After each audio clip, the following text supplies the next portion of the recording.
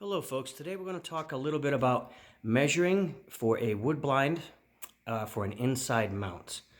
So this type of measuring would be the same for wood blinds, faux wood blinds, mini blinds, cellular shades, roller shades, Roman shades, basically with the exception of a couple adjustments on specialties like Romans and rollers.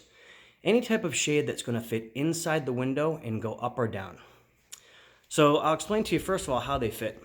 So on a wood blind or a faux wood blind, any type of horizontal blind, it's going to sit inside the window opening.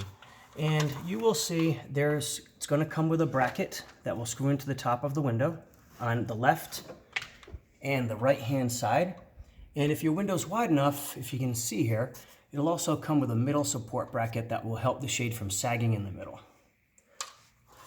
When you operate or send a blind, forward blind, whatever type of blind, when you put it inside a window opening, you need what's called operating clearance. And that, as you can see, is from the edge of the window to the edge of the shade. You need a little bit of a gap so that that shade can go up properly or tilt if it's one that tilts like this type of blind. So on something like this, you want to make sure the blind doesn't hit the side of the window, because when it does, this type of shade, it would not be able to tilt or actually go up or down. So if this shade was made too wide and those slats were hitting, it would be not functioning properly. So when you measure for this type of shade, it's actually very easy.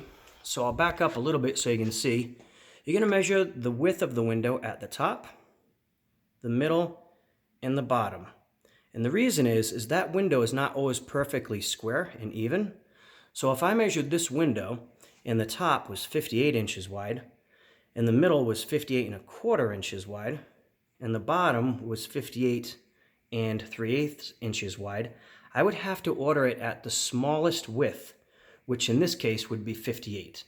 And the reason is, if you entered a width, let's say the bottom was 3/8 or a half inch wider than the top, and you ordered that shade to fit a 58 3/8 opening, well, guess what? It's not going to fit inside a window that's narrower, which is 58.25. So you always have to use the smallest width. And a lot of times customers call and ask us, do I make the shade smaller than that?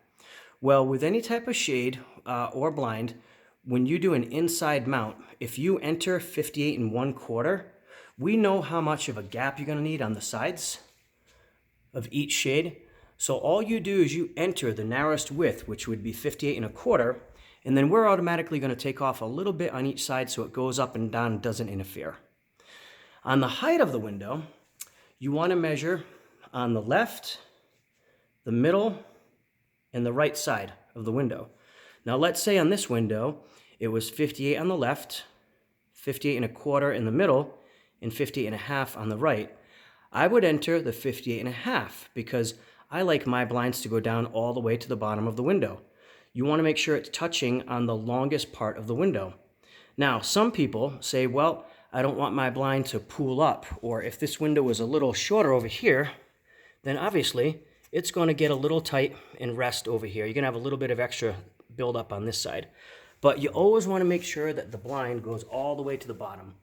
So again, if you're 58.25, 58.25, and 58.5, you would want to order it at the 58.5 so it sits down flush. Now, if it's a shade like a roller shade, then you would use the shortest one. And we'll do more videos on roller shades in particular, but the difference is you don't want a roller shade to hit and then have the fabric pooling up on the left side if that was the shorter side. So there you would use the shortest. But for horizontal blinds that go up and down, we suggest ordering it at the tallest height so that it does go all the way down and sit at the bottom of the window. And then, of course, it'll come with a valance. So the blind will have, well, not all blinds come with the valances, but if you do order one with a valance, it would click to the front of the blind like that. This one was made with returns. Now, what a return is the valance comes across the window, and then it's mitered at 45 degrees, and then just goes back to the window. So it's like a mini little cornice. If you were going to rest your blind deep inside the window and you did not want the valance sticking out, then you would order it with no returns, and it would be cut flat, and then it would go back inside the window as deep as you mounted your blind. So that would be the difference, returns or not.